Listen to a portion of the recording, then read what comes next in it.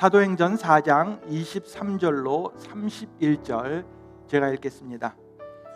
사도들이 노임에 그 동료에게 가서 제사장들과 장로들의 말을 다 알리니 그들이 듣고 한 마음으로 하나님께 소리를 높여 이르되 대주제여 천지와 바다와 그 가운데 만물을 지은 이시요 또 주의 종 우리 조상 다윗의 입을 통하여 성령으로 말씀하시기를 어찌하여 열방이 분노하며 족속들이 허사를 경영하였는고 세상의 군왕들이 나서며 관리들이 함께 모여 주와 그의 그리스도를 대적하도다 하신 이로소이다. 과연 헤롯과 본디오 빌라도는 이방인과 이스라엘 백성과 합세하여 하나님께서 기름 부으신 거룩한 종 예수를 거슬려 하나님의 권능과 뜻대로 이루려고 예정하신 그것을 행하려고 이 성에 모였나이다. 주여 이제도 그들의 위협함을 굽어보시옵고 또 종들로 하여금 담대히 하나님의 말씀을 전하게 하여 주시오며 손을 내밀어 병을 낫게 하옵시고 표적과 기사가 거룩한 종 예수의 이름으로 이루어지게 하옵소서 하더라. 빌기를 다하매 모인 곳이 진동하더니 우리가 다 성령이 충만하여 담대히 하나님의 말씀을 전하니라. 아멘. 다시 한번 오늘 예배에 오신 모든 분들을 주님의 이름으로 환영합니다.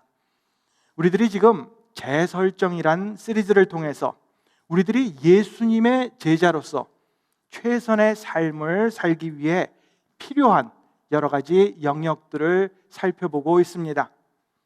우리들이 성도인데 하나님의 부르심을 받았는데 정말 바른 삶을 살아가고 있는지, 혹시라도 내가 잘못하고 있는 것은 없는지, 만약에 그렇다면 어떻게 우리들의 삶을 재설정해 나가는지를 말씀을 통해 살펴보고 있습니다. 재설정, 이 말이 무엇을 뜻합니까? 항상 하던 대로, 전에 했던 대로 그대로 쭉 해왔습니다.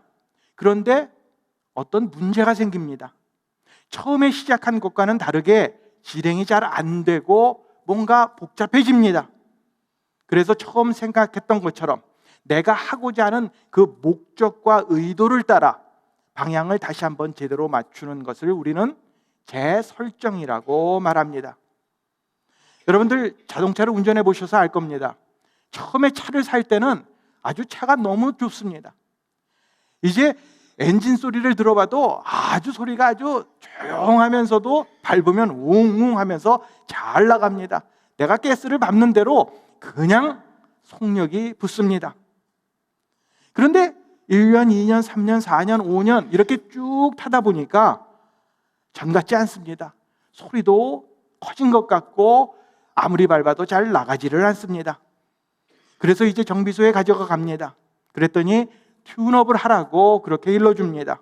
이제 점화 플러그도 새 것으로 바꾸고 엔진도 아주 처음부터 끝까지 딱 철저하게 점검을 해서 재조절을 하는 것, 이것이 필요합니다. 이렇게 하지 아니하면 자동차의 성능이 떨어지게 되고 계속 그냥 놔둬버리면 결국은 나중에 멈춰 서게 될 것입니다. 더 늦기 전에 서둘러서 정비해 주어야 하는 것처럼 우리들도 우리들의 삶의 그 신앙의 모든 부분들도 하나씩 하나씩 점검해 주어야 합니다. 잘못된 것이 있으면 바로 잡아야 합니다. 그런데 여기서 한 가지 또 생각해 보아야 할 것이, 이렇게 재설정을 한다고 해서 무조건 옛날로 돌아가는 것, 이것만이 아닙니다. 재설정을 하려면 바르게 제대로 해야 합니다. 단순히 예전으로 돌아가는 것만으로는 부족합니다. 아, 내가 이렇게 살아서는 안 되겠다, 그저 옛날처럼 다시 한번 잘해봐야겠다, 그렇게 그냥 돌아가기만 하면 똑같이 그전처럼 그 방식대로 하면서 똑같은 실수를 범하게 될 것입니다. 똑같이 한다고 해서 우리는 결코 달라지지 않습니다. 오늘은 우리들이 하나님께 드리는 그 우리들의 기도에 대해서, 우리들이 어떤 모습으로 하나님 앞에 기도하고 있는지 그 태도에 대해서 생각해 보겠습니다. 사람들이 말하기를 기도는 성도에게 있어서 가장 중요한 부분이다, 이렇게 말들을 합니다. 그리고 우리 신앙 성장에 있어서 참 필요한 것이라고 그렇게 말을 하는데, 우리의 기도의 모습은 정말 어떻습니까? 정말로 여러분들이 기도를 통해서 하나님과 귀한 교제의 시간을 나누고 있습니까? 그리고 기도 가운데 영적으로 날마다 성장해 나가고 있습니까? 아니면 내가 믿는 사람인데, 그래도 내가 교회를 이만큼 다녔는데 그래도 기도해야지, 마지못해서 책임감에서, 아니면 의뢰하는 거니까 그냥 남들 하는 것처럼 흉내내고 있지는 않습니까? 혹은 기도의 능력에 대해서 잘 알지 못하거나, 아니면 그 세속적인, 그 미신적인 모습으로 내 행복, 그리고 나의 욕심, 이런 것을 가지고 주님 내게 복 내려주세요, 축복해 주세요, 이렇게 기도하고 있지는 않습니까? 오늘 사도행전을 보니까 사도들의 기도가 나옵니다. 사도들에게 있어서 정말 기도란 중요한 것이었습니다. 그들의 사역을 위해서 기도는 꼭 필요한 것, 이런 기도의 중요성을 그들은 깨닫고 실천했기 때문에 그들은 기도를 통하여 믿음을 행하였습니다. 그리고 담대히 복음을 전할 수 있었고 가는 곳마다 기적과 이사를 행했던 것입니다. 오늘 말씀은 어떻게 사도들이 기도를 통해 믿음과 능력의 사람이 되었는지 다음 세 가지로 말씀해 주고 있습니다. 첫 번째로, 기도는 하나님의 임재를 체험케 해줍니다. 본문 24절은 다음과 같이 기록하고 있습니다. 그들이 듣고 한 마음으로 하나님께 소리를 높여 이르되. 자, 오늘 이 본문의 상황은 사도 요한과 베드로가 이제 백성들에게 복음을 전했습니다. 부활하신 예수 그리스도를 가르치고 있는데 유대 지도자들이 이게 못마땅합니다. 그래서 베드로와 요한을 잡아오게 가뒀습니다. 그리고 여기서 그친 것이 아니라 공의회까지 끌고 가서 많은 사람들 앞에서 이제 신문을 합니다. 너희들이 도대체 무슨 권세로 복음을 전하느냐? 누구 이름으로 이런 일을 행하느냐고 물었던 것입니다. 그런데 베드로하고 요한이 성령에 충만해져서 내가 예수님 때문에 예수 그리스도의 복음을 사람들에게 전합니다, 이렇게 아주 숨김없이 자신 있게 당당하게 이야기했습니다. 그러자 그들이 할 말이 없습니다.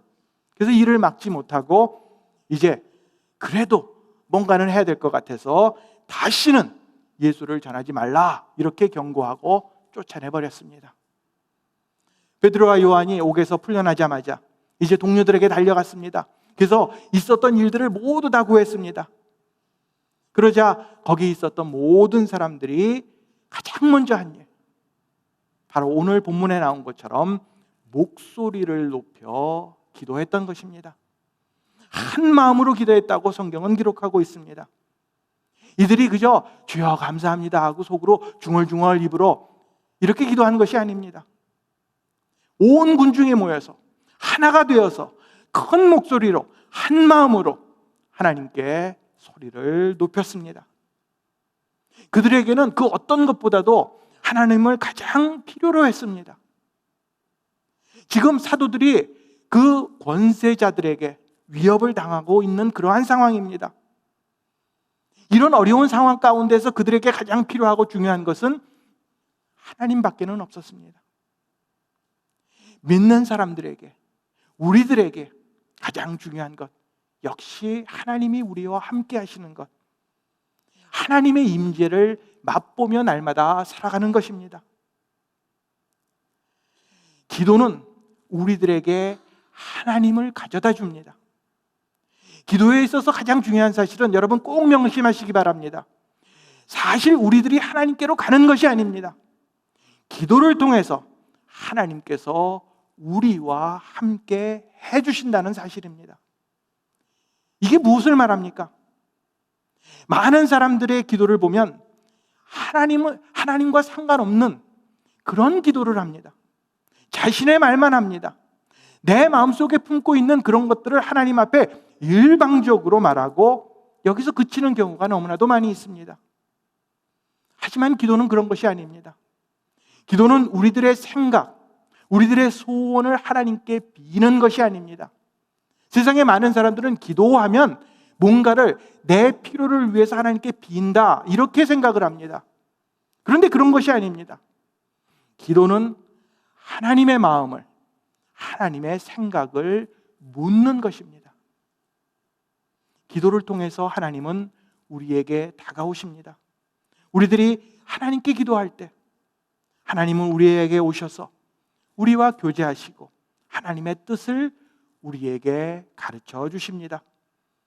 이제 사도들과 온 무리가 한 마음으로 연합해서 하나님께 기도했습니다. 그러자 그들이 성령으로 충만해졌고 하나님이 그들과 함께함을, 그 하나님의 임재를 체험했던 것입니다. 물론 우리들이 기도하지 않는 것이 아닙니다. 기도를 열심히 합니다. 하지만 문제는 기도를 하면서도 너무나도 우리 자신에게 초점을 맞춥니다. 내가 필요한 것, 내가 관심을 가지고 있는 것, 내가 원하는 것, 바라는 것, 이런 것들이 하나님보다 더욱더 중요합니다. 그래서 기도의 리스트가 다 있습니다. 마치 단골 레파토리 마냥 항상 똑같습니다. 내 식구, 내 사업, 내 건강. 그러다가 조금 범위가 좀 넓어지면 그래 봐야 내 주위에 있는 친구 몇 명과 성도 몇 명, 여기서 국한된 그런 기도를 합니다. 하나님께 나의 소원 리스트를 뽑아놓고 계속해서 하나님 이거 들어주세요, 이렇게 일방적으로 요구하는 것은 어떻게 보면 기도가 아니고 주문에 불과합니다. 또 어떤 분들은 이렇게 이야기합니다. 나를 위해서도 기도하지만 내가 중보기도에 더 힘을 쓴다고 이야기합니다. 중보기도가 귀한 것은 틀림이 없습니다. 그리고 중보기도에 놀라운 능력이 있는 것도 사실입니다. 하지만 살아계신 하나님을 기도 가운데 만나는 것이 더욱더 중요합니다. 나와 하나님과의 그 친밀한 교제에 집중하는데 기도의 우선순위가 있음을 기억하시기 바랍니다. 이제 우리들의 기도를 한번 살펴보시기 바랍니다. 우리들의 기도 가운데 하나님의 관심보다, 하나님의 마음보다 혹시 나의 관심, 나의 욕심이 더 많이 있지는 않습니까? 우리의 기도의 중심에는 반드시 하나님이 있어야 함을 우리는 깨달아야 합니다. 기도란 하나님의 임재를 구하는 것입니다. 우리들이 진심으로 하나님을 부르면 하나님께서는 우리들에게 다가오시고 만나 주실 것입니다. 기도는 우리들에게 하나님의 임재하심을 체험케 합니다. 두 번째로, 기도는 하나님의 능력으로 우리를 변화시켜 줍니다. 자, 이 사도행전 전체를 읽다 보면 예수님의 제자들이 하나님의 능력의 사람으로 변화된 것을 깨닫게 되고, 또 이들이 정말 기도를 통해서 이렇게 변화됐구나 하는 것을 실감하게 됩니다. 예수님의 제자들의 모습, 전의 모습 여러분들 다 아실 거예요. 그들은 아주 소심했습니다. 자신감이 없었습니다. 겁을 냈습니다. 그리고 모든 일을 걱정했던 그런 사람들입니다. 예수님하고 언제든지 항상 먹고 자며 항상 같이 다녔지만 뭐 하나 제대로 하지 못한 것이 사실입니다. 예수님께서 군중들을 향하여 말씀을 전하시고 너희들이 이 사람들을 좀 먹여라. 그러면 어떻게 했습니까? 아유, 예수님, 여기 너무 사람이 많아요. 우리가 갖고 있는 것으로는 정말 택도 없습니다. 이렇게 변명했던 사람들입니다.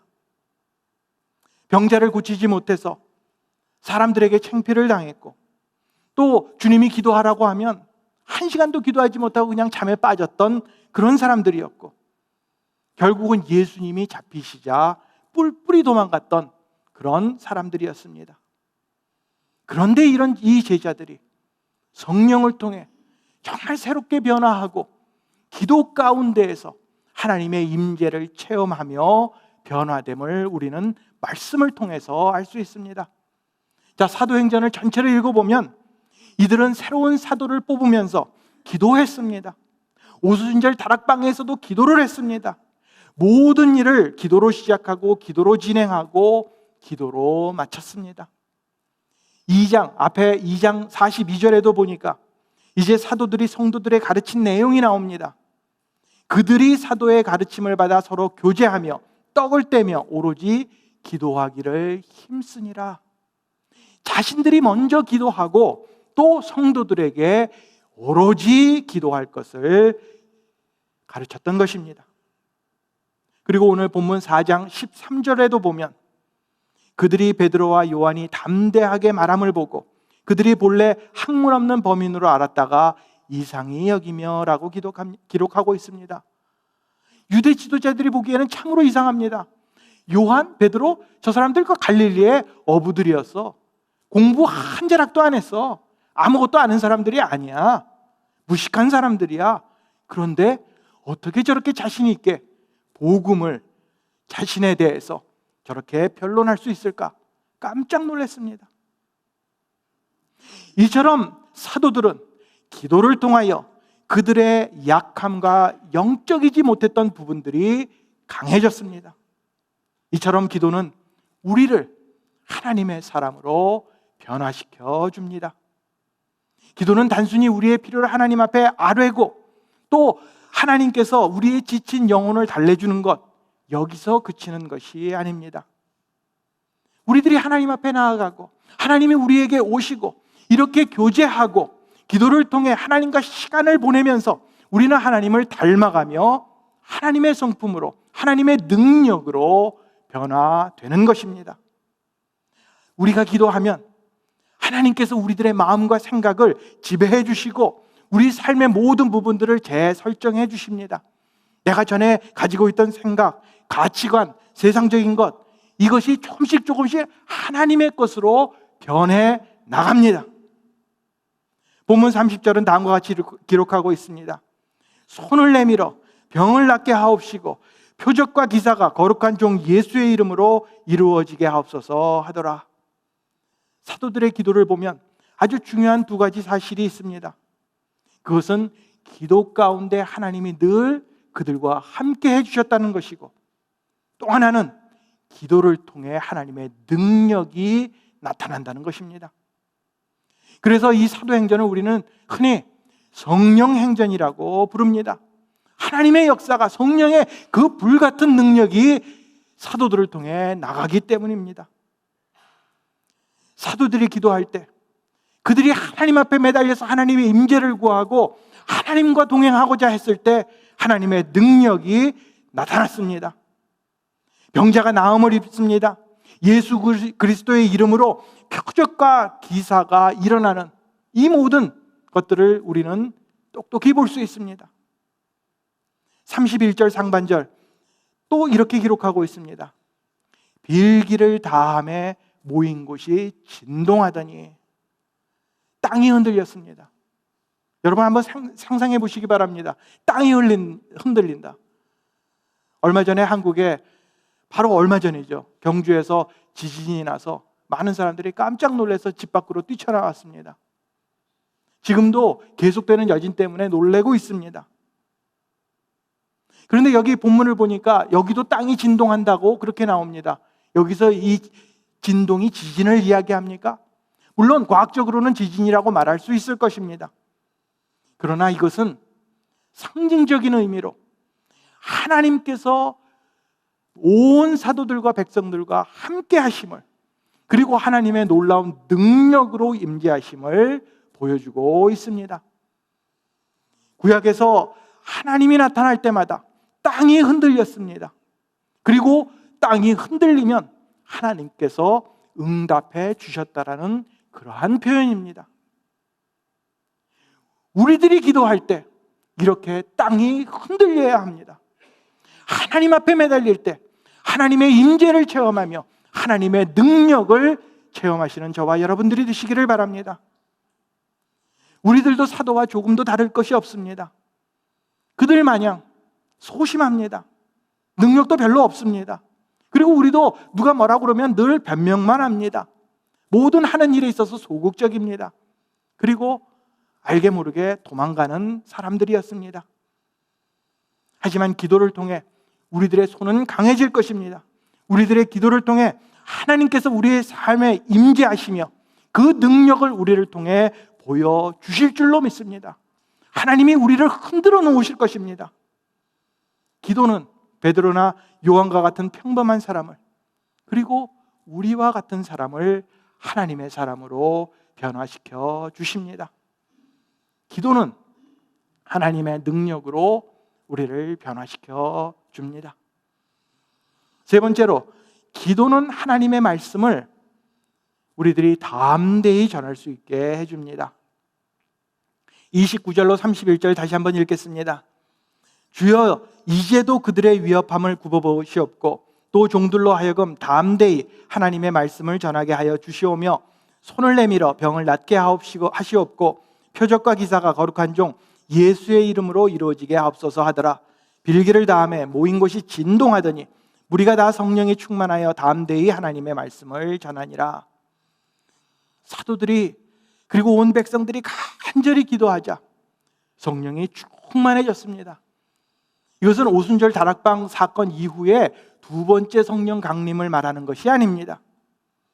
하나님께서 기도하자 온 백성이 하나님 앞에 간절한 마음으로 모여서 하나님의 이름을 부르자 다시 한번 성령으로 그들을 충만히 채워주시고 그들의 마음을 흔들어 주시고 이제 나아가서 복음을 담대히 전할 수 있도록 그렇게 만들어 주신 것을 의미합니다. 31절 하반절을 보니 그들이 담대히 하나님의 말씀을 전하니라. 담대해진다라는 것, 이것은 성령이 우리 삶을 지배한다라는 그러한 표시입니다. 여러분들 가운데 혹시 소심한 분 계십니까? 저는 원래 소심한 사람입니다. 어떤 사람보다도 이 앞에 서는 것을 두려워하는 사람이 이렇게 목사가 되었습니다. 사람 앞에만 서면 얼굴이 하얘지고 빨개지고 그리고 남들이 뭐라 그러면 그것 때문에 고개를 못 들던 그러한 사람이었는데 하나님이 나와 함께 하심을 깨닫고 저는 담대해질 수 있었습니다. 성령이 충만해지고 성령 따라 움직이는 사람은 더 이상 전처럼 소심하고 소극적이고 도망가지 않습니다. 하나님의 성령을 통해 우리 삶의 모든 부분들이 재설정됩니다. 성령이 말씀하시는 대로 움직입니다. 기도하는 대로 살아갑니다. 기도 따로 삶 따로가 절대로 아닙니다. 그야말로 주 안에서 배짱이 생깁니다. 입술로만 기도하는 것이 아니라 기도한 대로 이루며 살아갑니다. 저와 집사람이 항상 하는 이야기가 있습니다. 야, 이게 믿음이야 아니면 배짱이야? 옛날에는 이런 일 못했는데 어떻게 이렇게 할 수가 있지? 어떤 때 보면 나이가 들면서 배짱 있는 것 같기도 하고 어떤 때는 정말 주님 안에서 믿음이 늘어난 것 같기도 하고. 그런데 분명한 것은 우리가 기도하면 기도한 대로 믿으면 하나님의 능력으로 이루어 주신다는 것입니다. 기도하며 하나님의 임재하심을 체험했기 때문에 조금도 의심 말고 믿으시기 바랍니다. 그리고 여기서 그치는 것이 아니라 하나님의 능력을 맛봤습니다. 하나님의 은혜가 무엇인지 압니다. 하나님이 나를 어떻게 사랑해 주시는지를 내 삶을 통해서 하나하나 배웠습니다. 바로 이런 부분들을 이제 나아가서 다른 사람들에게 나누며 전하는 그러한 삶을 살게 될 것입니다. 기도는 이렇게 우리들이 이미 체험한 예수 그리스도를 우리 이웃에게 담대히 전할 수 있도록 만들어 줍니다. 따라서 우리들에게 기도가 있어야 합니다. 기도가 있어야 하나님의 임재를 체험하고 성령으로 충만해지고 우리들이 그 하나님의 능력으로 변화되고 이제 나아가서 담대히 복음을 전할 수 있게 되기 때문입니다. 우리들에게 분명히 사명이 있습니다. 여러분 모두에게 분명히 하나님께서 주신 사명이 있습니다. 예수님께서 우리에게 말씀해 주셨습니다. 너희는 가서 땅끝까지 이르러 복음을 전하라고 말씀해 주셨습니다. 물론 사람마다 조금씩 다릅니다. 하는 방법이 틀립니다. 하지만 우리는 모두는 하나님의 사명자로 불림을 받았습니다. 그러므로 우리는 기도해야 합니다. 기도해야 준비할 수 있고 준비돼야 담대히 나가서 복음을 전할 수 있기 때문입니다. 아무런 준비 없이 전쟁터에 그냥 나가면 나가는 순간 죽을 수밖에 없습니다. 그렇기 때문에 이 영적 싸움터에 나가면서 우리는 기도로 무장을 해야 합니다. 하나님 앞에 매달리고 하나님의 임재를 체험하고 하나님을 통해서 우리들이 변화되면 이제 세상에 나가서도 악한 사탄의 공격으로부터 우리는 이길 수 있습니다. 그리고 한 걸음 더 나아가서 담대히 사도들처럼 기적과 이사를 행하며 복음을 전하게 되는 것입니다. 우리는 이제 기도에 우리들의 태도를 재설정해야 합니다. 기도는 나만을 위한 것이 아닙니다. 내 식구, 내 건강, 내 사업, 내 욕심을 채우기 위해 하나님을 조르는 것, 이것이 기도가 아닌 것을 우리는 깨달아야 합니다. 아무런 의미도 모르고 항상 똑같은 말만 반복하는 기도, 그리고 의무감에서 하는 기도, 그리고 남들 들으라고 하는 기도, 내가 몇 시간 기도한다고 자랑하는 기도, 이런 것들은 우리를 담대한 그리스도인으로 변화시키지 못합니다. 하나님이 중심이 된 기도는 우리가 이제 하나님의 마음을 헤아릴 수 있게 됩니다. 그래서 하나님이 무엇을 원하고 계신지, 나를 향한 하나님의 뜻이 무엇인지를 깨닫고 그 일들을 진심으로 행할 수 있도록 만들어줍니다. 지금 하나님이 나에게 무엇을 말씀하고 계신지, 왜 이런 어려움을 나에게 허락하는지, 내게 아픔을 주는 사람이 있는데, 정말 나를 힘들게 만드는 사람이 있는데 저 사람을 어떻게 내가 상대해야 되는지, 혹시 내 주위에 나를 필요로 하는 사람은 없는지, 또 반드시 나만을 통해서 복음을 들어야 하는 사람은 없는지, 이런 것들을 하나님 앞에 여쭐 때 하나님은 그 길을 제시해 주실 것입니다. 우리들이 하나님 앞에 자세히 묻고 그 음성을 기다릴 때 우리는 지혜를 얻게 되어 하나님이 바라시는, 내가 원하는 길이 아니라 하나님이 원하시는 길로 가게 될 것입니다. 지금 무엇을 기도하고 계십니까? 여러분의 기도의 주 내용이 무엇입니까? 우리는 기도를 통해 하나님을 만나고, 기도를 통해 변화하고, 기도를 통해 복음을 전할 수 있어야 할 것입니다. 기도는 하나님의 말씀을 담대히 전할 수 있게 해줍니다. 여러분 잘 아시는 그 천재가 있습니다. 알버트 아인슈타인이라는 그런 사람이 있는데, 그 사람이 아주 유명한 말을 했습니다. 미친 짓이란 매번 똑같은 일을 반복하면서 다른 결과를 기대하는 것이다. 항상 똑같이 합니다. 그러면서 내일은 좀 달라지겠지, 미래는, 내 앞으로의 후는 좀 달라지겠지, 이렇게 말들을 하는 사람들이 있습니다. 우리는 이것이 얼마나 어리석은 일이라는 것을 잘 알고 있습니다. 우리들은 이제 예수님의 제자로 살아갑니다. 이제 최상의 삶, 하나님이 원하시는 삶을 살기 위해서 노력하는 사람들입니다. 그런데 우리들이 잘못된 길을 가면서 똑같은 실수를 반복하는 것, 이것은 어리석은 일이 될 것입니다. 만일 우리들이 잘못된 길에 들어섰다면 지금이라도 방향을 바꿔서 우리의 삶의 방향을 재설정해야 합니다. 우리들이 기도를 하는데 그 기도의 모습이 잘못되었다면, 하나님과는 전혀 상관없는 기도를 매일 하고 있다면, 이것은 그야말로 미친 짓에 불과합니다. 어떤 분들은 난 기도를 열심히 하고 싶은데요, 목사님, 한 5분만 하면 더 이상 할 말이 없습니다. 또 어떤 분들은 기도를 열심히 하긴 하는데 하나님의 응답이 없다고 답답해합니다. 그러다 보니까 기도가 사실 즐거운 것이 아닙니다. 힘들고 억지로 하는 일이 됩니다. 마음에 항상 기도 얘기만 하면 부담으로 떠오릅니다. 우리들이 신문이나 TV나 인터넷 같은 거는 몇 시간을 봐도 질리지를 않습니다. 그런데 기도만 시작하면 한 3분 되면 딴 생각이 나고, 5분 되면 허리가 뻣뻣해지기 시작하고, 이상하게 밖에 가스불 켜놓은 생각이 나고, 어디서 분명히 누가 똑똑하는 소리가 난 것 같기도 하고, 자꾸 우리의 마음을 빼앗깁니다. 우리는 왜 기도합니까? 무엇을 기도하고 있습니까? 왜 기도가 부담이 되고 지루하고 힘든 일로 변해버렸습니까? 우리들이 진심으로 하나님을 만나기를 원하고, 정말 겸손한 모습으로 하나님 앞에 나를 내려놓고 나아간다면 하나님께서 우리에게 오시고 우리를 변화시켜 주실 것입니다. 기도의 참맛을 하나님을 통해서 느끼게 될 것입니다. 기도를 하면 할수록 기도 가운데 이제 전에는 내가 했는데 이 내가 줄어듭니다. 그리고 기도를 하면 할수록 하나님이 나오게 되고 하나님의 중심의 기도를 하게 될 것입니다.